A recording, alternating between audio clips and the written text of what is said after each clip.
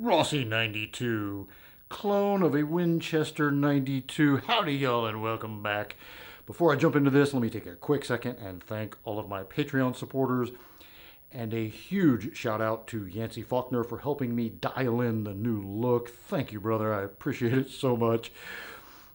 Without all y'all's support, I cannot do this for a living. So thank you. Thank you. All right, let's jump into this guy, the Rossi 92. There are many others like it, but this one is mine. So this is chambered in 45 Colt. We've got a 20-inch octagon barrel. I've done a handful of modifications over the years, so I picked this up in 2010 to get into the sport of cowboy action shooting. And if y'all are familiar with SAS, Single Action Shooting Society, you would know that this is not really the rifle that you want for that game. But it is about half of the cost, and when you're getting into the sport, there are a lot of things you have to buy. So a good Uberti, like Winchester 73 clone, Taylor's, Cimarron, Stoeger, Uberti, whatever the importer is, they're basically all Ubertis.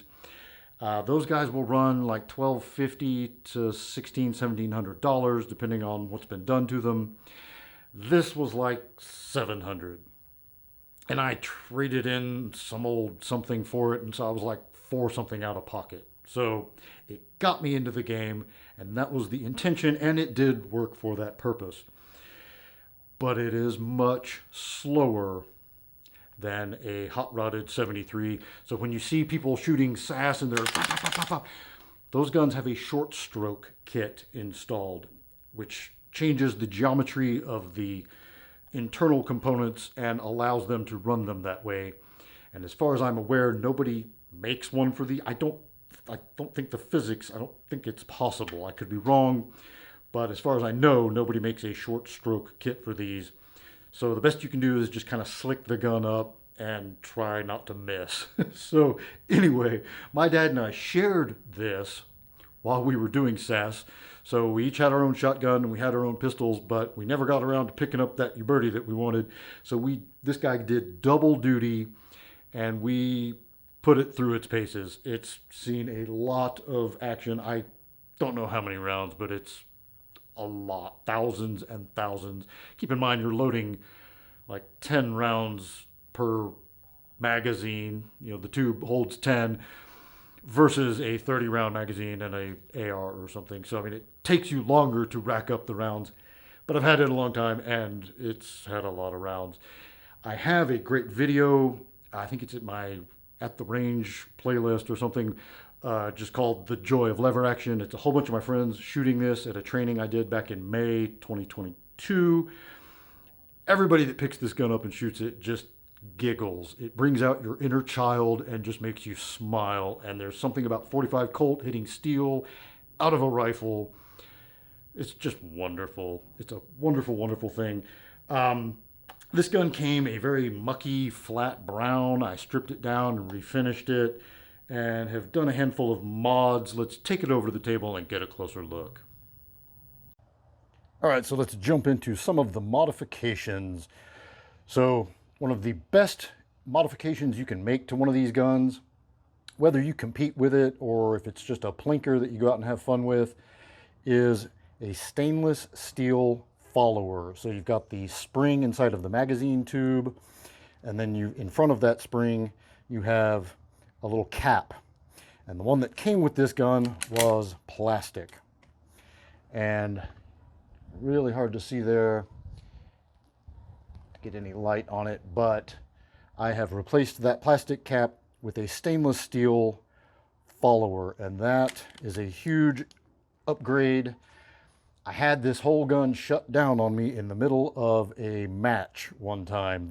It was a hot day, middle of summer, and the plastic follower got stuck somewhere like in here, and then it would no longer feed. So, like I say, even if you're not planning on shooting competitively, that's a worthwhile upgrade because it's just annoying. And really, who wants plastic parts inside of a fake cowboy gun anyway, right? Obviously, we've got a little leather wrap there. I can't even remember who the maker was, but Lots of those available online, and it is a huge, huge, in fact, any lever gun, I feel like it's worth putting one of these on just to save your knuckles. It's a skin saver. I have removed the safety altogether. There are companies that make a plug that you can stick in there. Looks a little bit nicer. I don't care enough, so I didn't bother. And not too long after I picked this up, I did completely break it down and polish all of the internals, and that really helped with the action. The action on these is not wonderful out of the box. Not terrible either, but not great. And so that was just a big improvement. And of course now it has thousands and thousands of rounds on it. So it's very, very easy to work. But you will notice you have pretty much a full like 90-degree angle going on there with the barrel. It's a long throw. It's much longer than a 66 or a 73.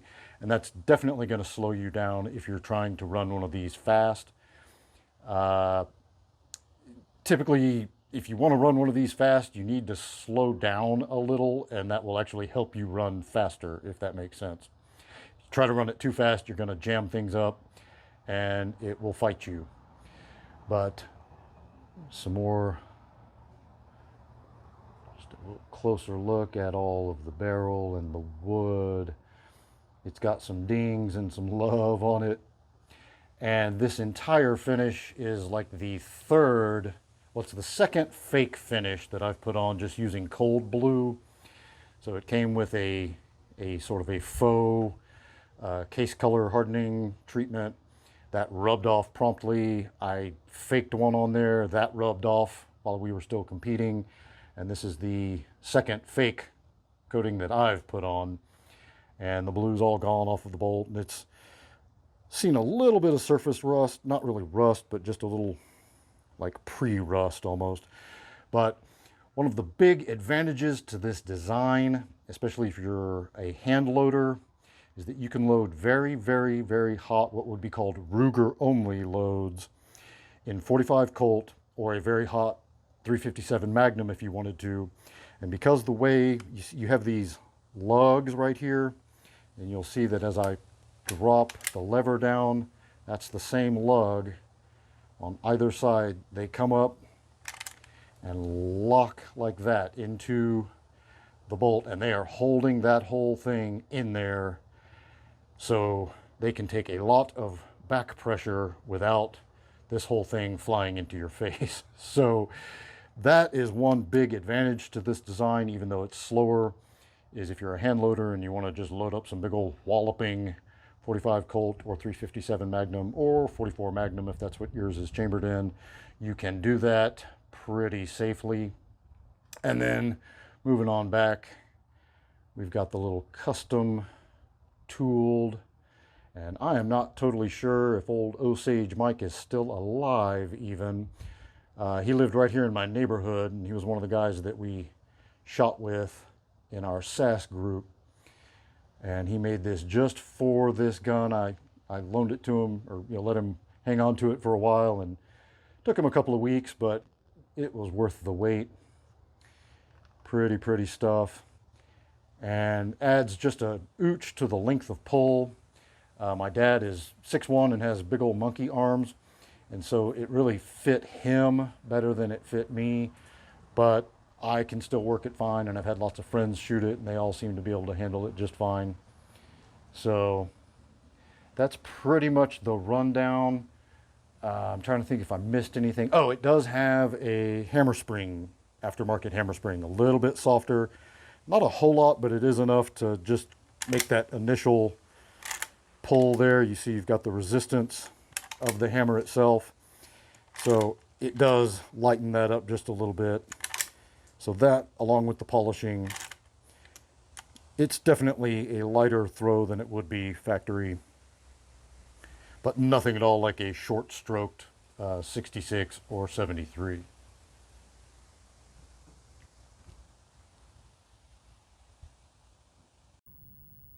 All right, and so that's it. Thank you all for tuning in. Regular viewers will know This was actually one of the very first guns I did a video on back in 2020, and it was very not good.